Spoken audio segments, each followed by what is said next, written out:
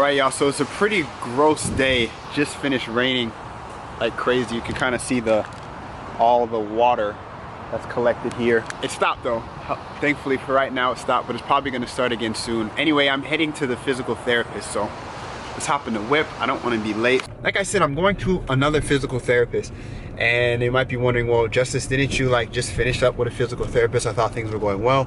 Yeah, they kind of were, but like I talked about in my, either the last video or the video before that, I still can't not squat to a box without pain. So, like I showed in my last video, I went to Clinical Athlete. I found a doctor that's pretty close. He seems like a really awesome guy. Works with powerlifters and strongmen and all that stuff. So I know he knows what he's talking about. And I'm just really excited to get started with him and hopefully put this behind me forever. Forever. So here I am, walking orthopedics.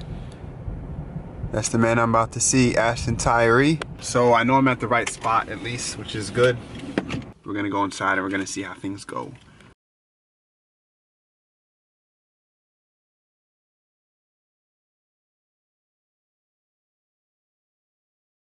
So as you set up, I want you to walk me through out loud. How do we set up? What are you thinking about? So I'm thinking toes and pinky down. Perfect, yep. So toes, pinky, heel. Find that center point, okay? Right. So toes, pinky, heel down. And then after that, I'm thinking about moving my legs into the floor. Mm-hmm. Then after that, I'm thinking about sort of bringing the rib cage down. Filling my stomach and bracing, and just sinking. Drive evenly through the feet.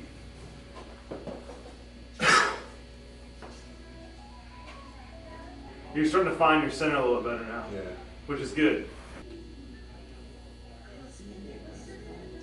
So what we're looking for right now is to see if we're having any breaks in the way you're setting up and or kind of what you're looking at the bottom. And as soon as you start trying to transfer force down into the feet, is the weight going to make a big bit of difference?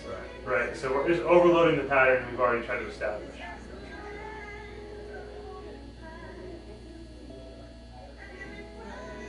You went through a certain process to sort of figure out where my stance is. So when I'm working with people, how would you tell somebody who obviously isn't a therapist but is a trainer? To help figure out what's going on with the hip. It's a fabulous question. The first thing that I like to do with people that I'm just training or teaching a coach to train people in this way, have them jump first. What I want you to do right now, just go ahead and set up for like a box jump.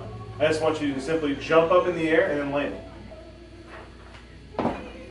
We would have you go from that stance, would be typically the first starting point, right? So jumping, most people jump kind of narrow. Okay, but they're going to land, if they want to land in a stable position, is what they feel is their best weight distribution, typically.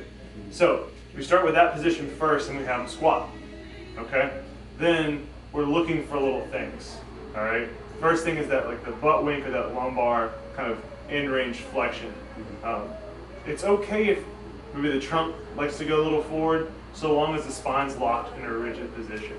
If you're still kind of having someone who's maybe in this position, right, but it's still not optimal, so they're still squatting, they're getting like this, where for me, I'm in this kind of rounded lumbar position, right? I start out locked, but you can hear it, I'm already flexing.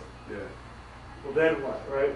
The next step is try to get the femur, see if we can move the femurs out of the way. Right? See if opening up and getting the knees out a little bit more will fix the problem. Like, does it fix it, or are they still having they're having nagging problems, or are they still kind of falling and rounding out? And once we find the foot position, just go with the same base cues that we started with you, which is feet are down, even distribution, root yourself to the floor. As long as the abs are set, that stuff's set, and you say do lower, right? Just drop down. It's simple, right? But that's what you want as a coach, right? And that's what people that are being coached want. So you, for instance, right now, from where you landed, we've maybe manipulated you another maybe half an inch out just a little bit and then rotated you. Yeah. And it was just those little things put you in the position. We rooted your feet and said, there we go.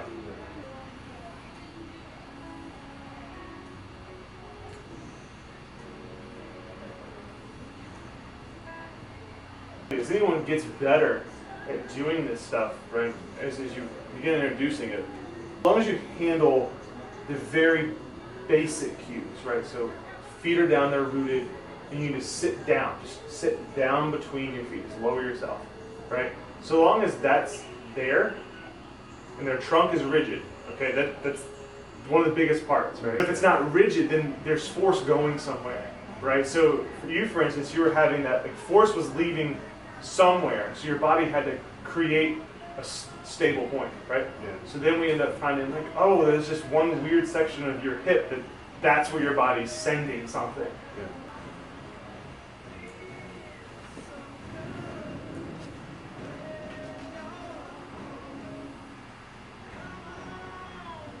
Yeah. We went from not squatting pain-free body weight, beat that one, right? So that's VR. VR with what, 8, 10, 15, now we're gonna do 20. Right. Man, it's a day at the arch field. This is great.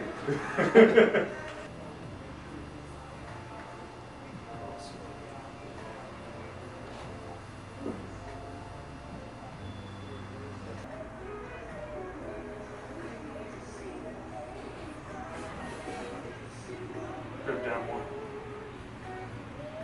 There. There we go. Feel that difference? Yeah. All right, so single leg hip hinge. This is a fun drill. So single leg, we fix the foot in the same manner that we're fixing for the squat. It's just we're not rotated, right? We're stuck. Bend the knee just a little bit. We'll let this one just kind of hang out for a second. Abs contract. We again treating the upper body like it's just a rigid body. It's just like one rigid form. Then we take the hip and glute and we're sitting back. So we're now taking the back foot up and we're sitting back as if we're coming down. And we're waiting to feel that hamstring load. Once we start feeling that pull in the hamstring, we squeeze glute, squeeze hamstring, come right back up. Straighten the knee a little bit, straighten the knee. Feel the load. Good. Don't let this lead. All right, right now you're trying to extend. Yeah. Let the leg lead. So once you feel that load in the hamstring, right? We're not moving here, right? Moving the hips forward.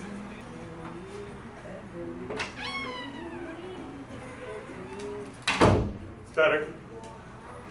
Okay, when you're ready to come up, what I want you to do, take your hand, put it right in the front of your hip. Okay? And push into that hand. Make sure that push into the hand first. Right where there's a junction between the glute and the hamstring, that's where you really want to start loading. So once you get here, right, and you're driving this way, right? So you're driving. Another way you can do that is use just a lightweight band just around your waist to see the feel for what am I supposed to be pushing against. All right. Fantastic drill after you've done squats and deads or whatever, just to work. Alright guys, so I just finished up with Dr. Tyree. It is Friday today, so happy Friday. I just finished up and you see some of the stuff we did. I know my camera shut off at some point, it probably overheated a little bit, but wow. I mean, I love learning from people who really know what they're talking about. So there's a lot of people online and they kind of know what they're talking about, or they're talking about what somebody else told them that kind of knows what they're talking about, and so they repeat what they kind of know what they're talking about. But I love talking to somebody who really knows what he's talking about, like 4 years of extra education on top of regular education and a lot of lifting knowledge and experience and working with athletes type of information. It is so valuable. The squat pattern is feeling a lot better. At first it felt super wide and super uncomfortable, but now I'm really starting to get it down, and I'm excited to get back in the gym on Sunday and work some of these patterns. And it kind of makes me upset because there's certain people out there who will tell you that your toes have to be pointed out a certain degree and that your stance has to be a certain stance. And what I've learned from Dr. Tyree is that it can vary so much based on the way your hip is formed. You don't really understand it until you get into a situation like me, where he looked at my squat, then he assessed the internal and external rotation of my hip, and then replaced me based on it.